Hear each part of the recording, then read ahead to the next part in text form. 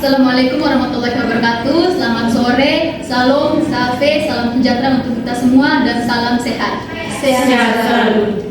Perkenalkan, kami dari kelompok 4 akan membawakan materi tentang tsunami di wilayah pesisir.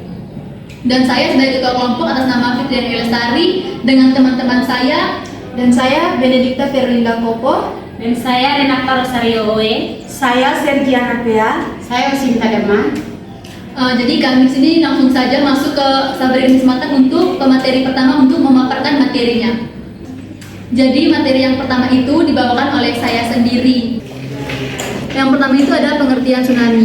Tsunami adalah gangguan dasar laut dan gangguan alam yang diakibatkan oleh gangguan dasar laut itu karena gempa bumi, kemudian ini gunung meletus dan tanah longsor laut. Yang itu dimana dengan kekuatan cepat dan sangat besar sehingga bisa menimbulkan kerusakan dan korban jiwa yang sangat banyak. Yang kedua adalah dampak langsung.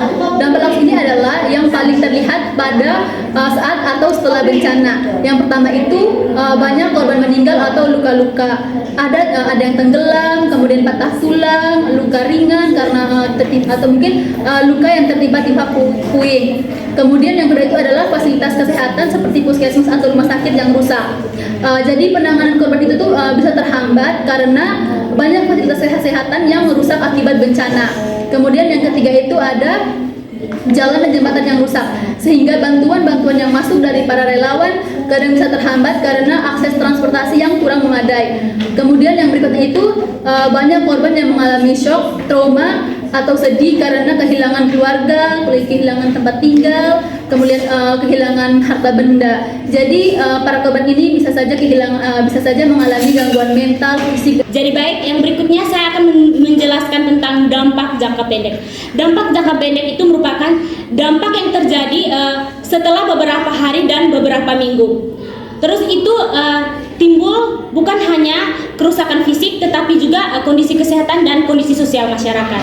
Jadi penyakit-penyakit yang ditimbulkan pada dampak jangka pendek itu yang pertama penyakit yang ditularkan melalui air itu seperti diare dan tifus. Itu terjadi jika sumber air sudah tercampur oleh air laut, lumpur dan bangkai hewan. Itu bisa menyebabkan masyarakat diare dan tifus. Terus yang kedua itu penyakit yang ditularkan oleh vektor. Vektor itu tuh penyakit yang ditularkan dari makhluk lain ke makhluk lain.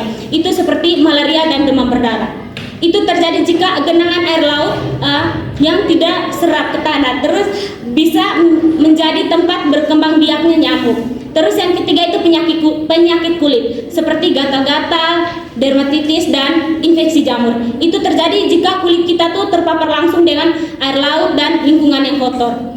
Yang berikutnya itu infeksi saluran pernapasan akut atau ISPA. Itu seperti flu, batuk pilek, dan virus influenza. Itu terjadi jika pengungsian yang padat, terus ventilasi yang kurang baik. Terus yang berikutnya itu tuh kekurangan pangan dan gizi. Jika terjadinya tsunami itu merusak lahan pertanian, terus pasar, jalan. Itu yang menyebabkan masyarakat sulit untuk mendapatkan pangan dan gizi karena jalan yang rusak juga, mobil yang membawa makanan juga tidak bisa lewat. Terusnya itu pemburukan penyakit kronis itu seperti hepatitis, DM, dan hipertensi. Mungkin karena terjadinya tsunami, akses jalan untuk tim medis atau apa begitu terhambat, jadi mungkin kurangnya juga tim medis yang ada di tempat, jadi penyakit kronis itu bisa memburuk. Yang berikutnya masalah kesehatan pada ibu, anak, ibu hamil, ibu menyusui, dan bayi sangat rentan pada pasca tsunami itu karena akses kesehatan yang sangat kurang. Baik, yang berikutnya saya akan menjelaskan tentang dampak jangka menengah. Jadi dampak jangka menengah itu terjadi hingga beberapa minggu dan beberapa bulan setelah terjadinya tsunami. Dampak jangka menengah itu yang pertama itu penyakit menular meningkat seperti hepatitis, DBD, dan HIV/AIDS. Itu kenapa? Mungkin karena di tempat pengungsiannya itu masyarakatnya berdesak-desakan atau kurangnya ventilasi, jadi bisa menyebabkan penyakit itu tuh menular ke orang lain. Terus masalah gizi, mungkin karena terjadi tsunami itu karena pasarnya rusak, terus ini kebunnya rusak, jalannya rusak, jadi masalah gizi untuk pemenuhan gizi mereka tuh berkurang atau standar lah. Terus yang berikut, penyakit akibat nyamuk dan hewan. Itu seperti nyamuk malaria dan DBD karena air yang tergenang, terus udara setelah tsunami itu tuh bisa menyebabkan nyamuknya berkembang jadi bisa menggigit siapa saja.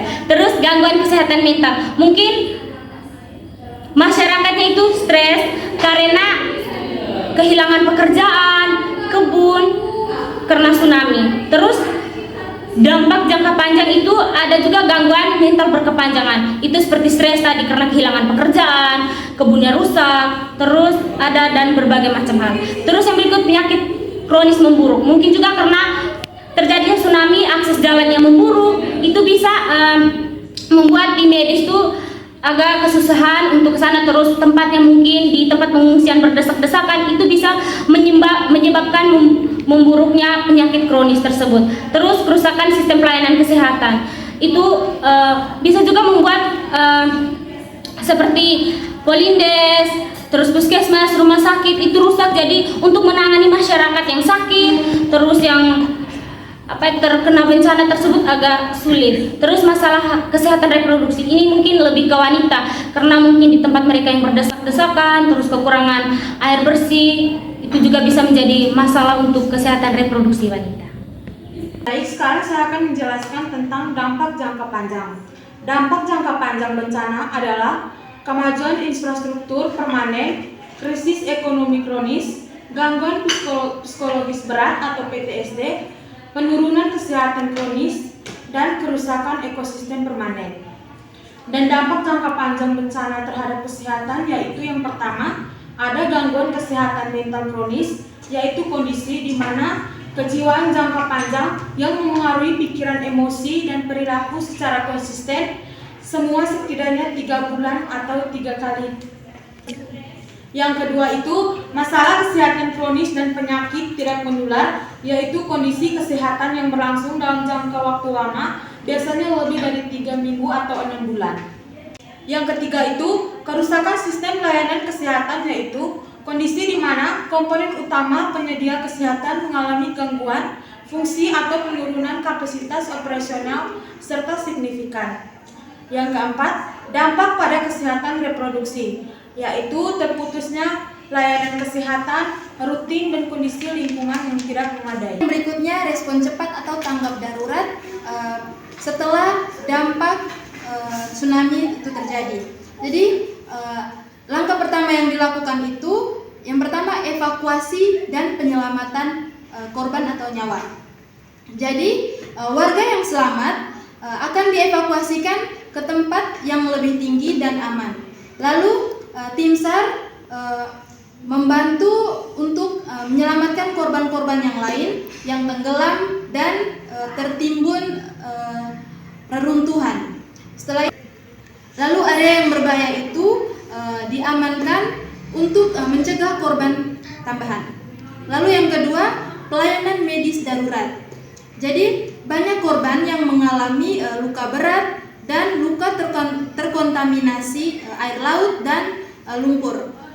Jadi tim medis memberikan pertolongan pertama, yaitu membersihkan dan merawat luka, lalu menolong korban yang hampir tenggelam. Jadi korban yang luka berat itu dibawa ke rumah sakit yang masih berfungsi atau di rumah sakit yang di lapangan. Jadi yang ketiga itu pendirian posko kesehatan dan pengungsian.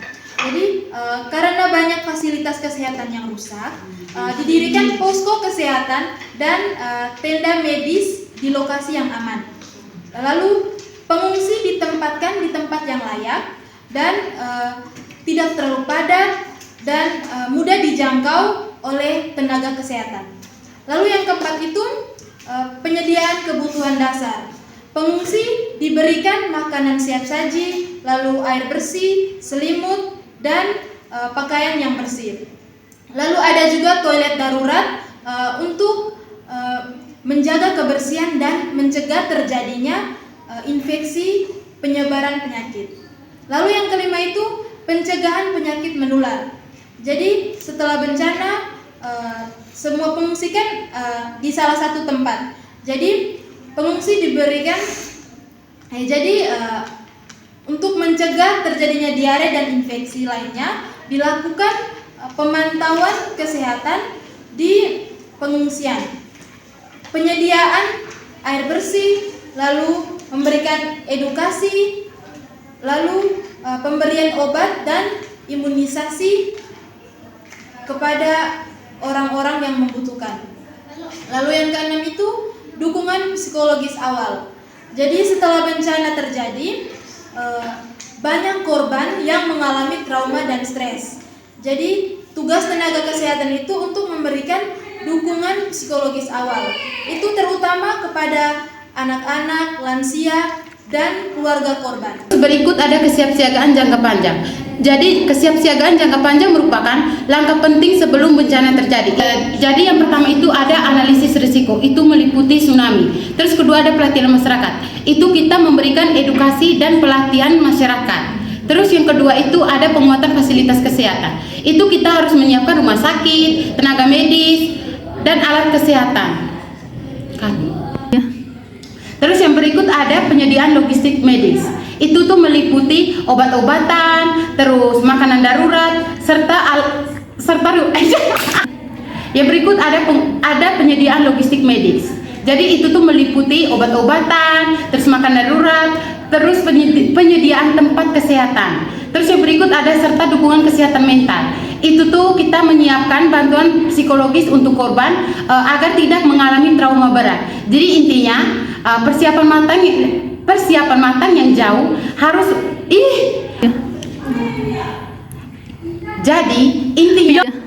Jadi intinya persiapan yang matang sejak jauh hari akan membuat korban, kerusakan dan dampak kesehatan dan bencana itu menjadi lebih kecil.